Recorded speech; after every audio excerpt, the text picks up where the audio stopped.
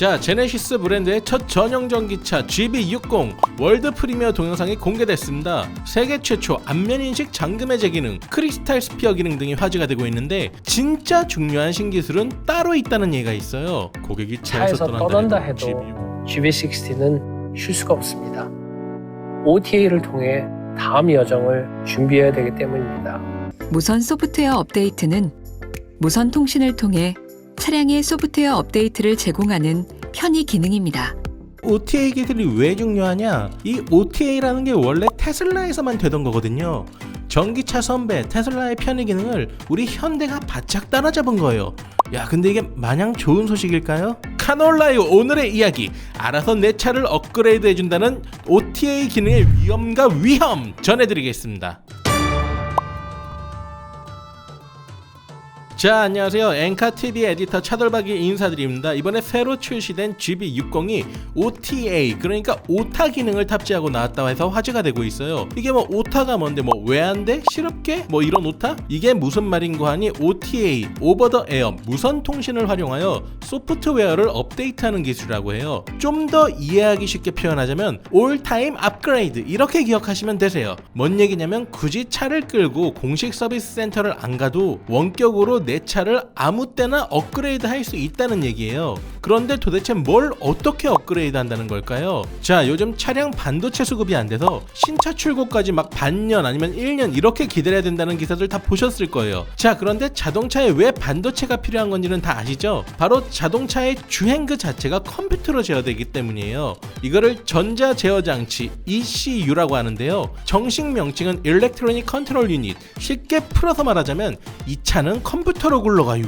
뭐 이런 뜻이에요. 무슨 얘기냐? 자동 변속기 변속 타이밍부터 엔진 출력, 차선 이탈 능동 보조 같은 주행 보조 기능이나 에어백 같은 안전 사양까지 자동차 주행이 거의 머리부터 발끝까지 컴퓨터로 제어가 되거든요. GB60 같은 전기차 말고 지금 흔한 내연기관 차의 엔진 딱 하나만 놓고 보더라도 컴퓨터 제어가 엄청 복잡하게 들어가요. 자동차 엔진 구조를 아주 간단하게 말해보자면, 자, 첫 번째 실린더 사이로 두 번째 연료를 공기와 적절하게 섞어서 뿌려주면 적당한 타이밍에 그걸 빵 하고 터뜨려서 회전력을 얻는 구조예요.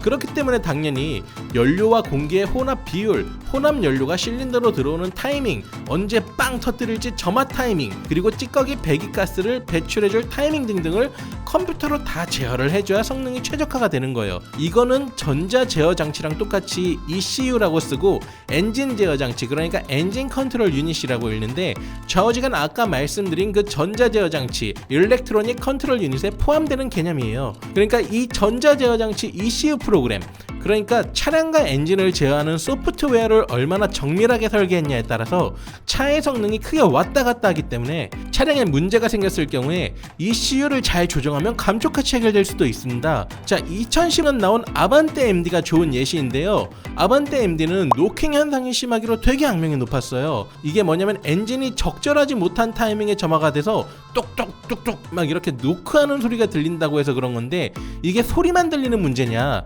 이게 아반떼 MD 차저분이 남긴 노킹 현상 주요 증상을 보면 이랬다고 해요.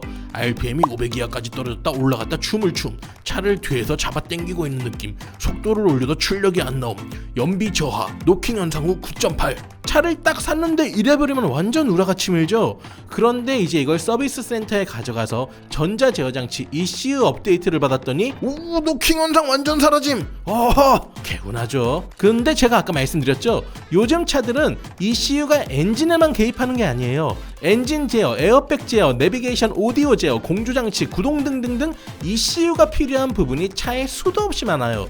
그 말인즉슨 차량 결함의 상당수를 ECU 업데이트로 해결할 수가 있는 겁니다. 또 2015년인데 구동 결함이 발견된 소렌토도 이 ECU 업그레이드도 문제를 해결했어요. 브레이크를 밟아 정차한 이후에 그 상태를 계속 유지해주는 오토홀드 기능과 정차 시 엔진을 끄고 다시 출발할 때 시동이 걸리는 스탑앤고 기능이 동시에 작동되지 않는 버그가 생겼던 건데요. ECU 업데이트를 통해 문제를 해결했던 전례가 있어요.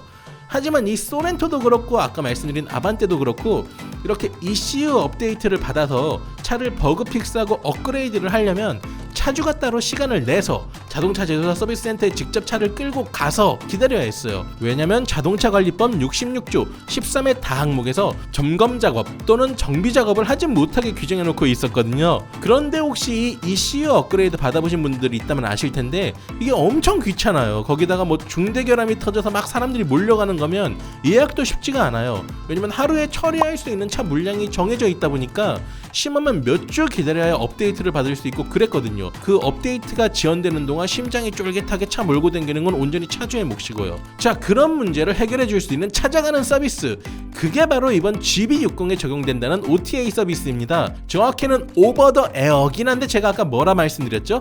올타임 업그레이드 이렇게 이해하시면 된다고 말씀드렸죠. 내가 시동 끄고 있으면 알아서 원격 통신으로 이 ECU를 차가 알아서 자동으로 업그레이드 한다 이거예요.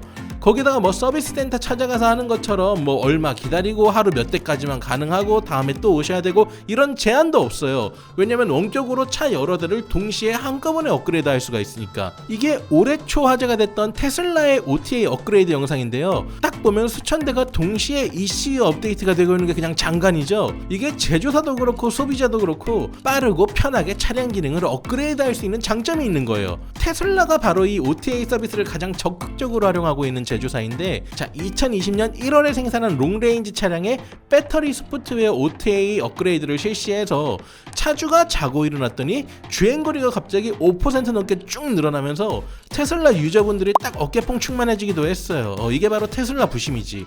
자, 근데 그러면 우리 현대는 어떻냐? 이번에 GB60의 OTA를 보면 서스펜션, 브레이크, 스티어링 휠, 에어백, 첨단 운전자 보조 시스템 등 주요 전자 제어 장치에 대한 업데이트가 가능하다고 하고, 그리고 이걸 시작으로 앞으로 전기차 플랫폼 차량에 공통적으로 적용이 된다고 그래요.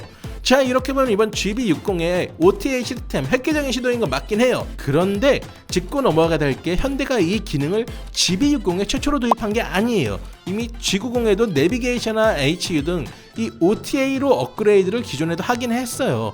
근데 아까 말씀드린 도로교통법 66조 때문에 주행에 관여하는 ECU 업그레이드는 금지되어 있었거든요. 그런데 이번에 한시적으로 2년 동안 규제가 완화되면서 GB60의 OTA 적용 범위가 딱 이렇게 확대가 많이 된 겁니다.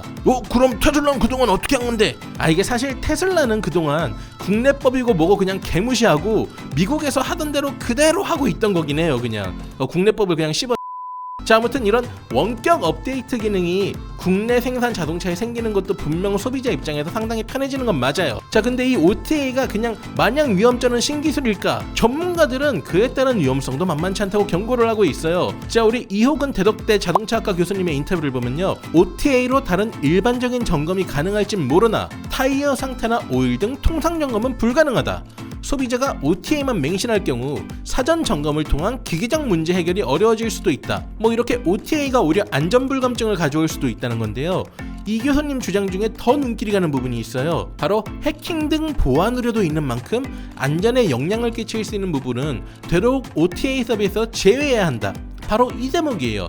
한마디로 일단 인터넷 무선으로 업그레이드를 하는 이상 해킹의 위험성이 존재한다는 건데, 차량 기능을 제어하는 ECU 기능이 해킹된다면 당연히 치명적일 수밖에 없어요. 이게 달리는 관짝이 될 수도 있는 거야. ECU가 얼마나 차량 주행에 영향을 미치냐, 이게 올뉴 말리부의 사례를 보면요, 말리부는 엔진 제어 장치 소프트웨어 오류로 인해 저속 또는 후진 시 가속 페달을 약하게 밟았다는 경우 간헐적으로 시동이 꺼질 가능성까지 확인이 됐거든요. 거기다가 OTA를 경계하는 좀 더 중요한 이유, 이게 게임 좀 해보신 분들은 잠수함 패치라는 말 많이 들어보셨을 거예요. 이게 개발사가 유저 몰래 쥐도 새도 모르게 게임명을 몰래 바꿔놓는 뭐 그런 의미인데요. 바로 이번에 GB60에 OTA를 탑재한다는 현대가 엔진 제어 장치에 잠수함 패치를 하려다가 딱 걸린 전적이 있거든요. 정확히 20년 전에.